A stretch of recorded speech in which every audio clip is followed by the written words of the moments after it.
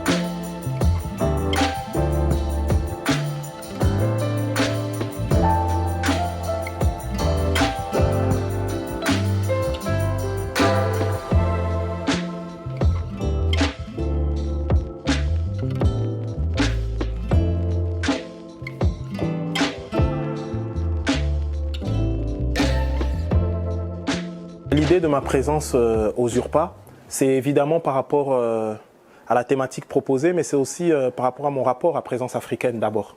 Parce qu'il faut parler de ça, il faut parler de cette institution, qui est une institution française, cette librairie, cette maison d'édition. Le fait de dire que notre réflexion sur le monde, elle ne peut pas et elle ne doit pas uniquement être centrée sur une vision occidentale des choses. Donc c'est une chance pour l'Occident parce que c'est un regard pluriel sur les choses et surtout la possibilité d'amener une alternative peut-être à des choses qui ne fonctionnent pas ou même des choses qui fonctionnent, mais le fait de donner le choix. Et d'abord rapport au récit qu'on raconte, donc différentes autrices, différents auteurs qui ont un rapport différent au monde. Donc moi, ma présence, c'est d'abord celle-là, c'est le fait de rendre hommage à une grande maison d'édition qui est une institution française importante et qui s'appelle Présence africaine. C'est la première des choses. La deuxième des choses, c'est lié aussi à la thématique. Cette année, cette idée en substance d'art en mouvement.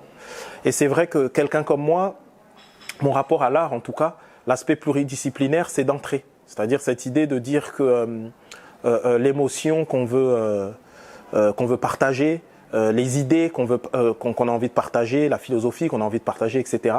Eh ben, ça peut partir aussi par des approches différentes. Des fois, parce que j'ai envie de parler de telle idée, eh ben, j'ai le sentiment que en parler par le canal de la musique, ça sera plus opératif, ça sera plus efficace, j'irai au plus proche de l'idée que j'ai envie de transmettre. Quelquefois, ça sera rapport avec la littérature. D'autres fois, ça sera la poésie. D'autres fois, ça sera la mise en scène théâtrale. Une autre fois, ça sera le théâtre. Mais il y a un lien dans tout ça.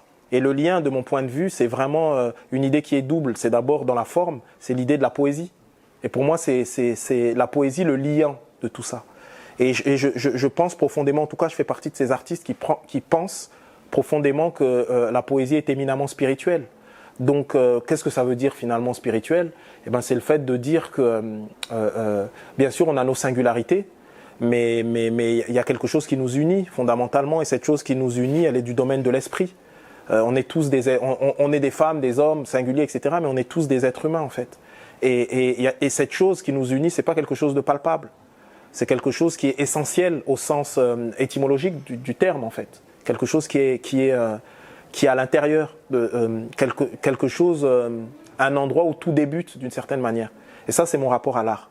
C'est mon rapport, et c'est aussi peut-être parce que je suis un artiste hip-hop, et quand j'ai commencé tout jeune à faire du rap, le rap et le hip-hop avec la culture du sample, où finalement que tu prennes telle musique ou telle autre musique de tel continent ou de tel autre, eh ben, tu le rends hip-hop d'une certaine manière. Donc cette idée de l'échantillon, cette idée du sample, c'est aussi une idée plurielle. C'est une idée à la fois de l'unité, mais que donc l'universel d'une certaine manière, mais que l'universel est fait du singulier en fait, et d'une multitude d'êtres singuliers ou de choses singulières. Et donc c'est ma démarche. Donc voilà comment je me définis en tant qu'artiste, et voilà pourquoi je suis là, et mon rapport à Présence africaine. Le livre est désormais ouvert. C'était extrait d'une histoire du Vodun d'Arnaud Zone.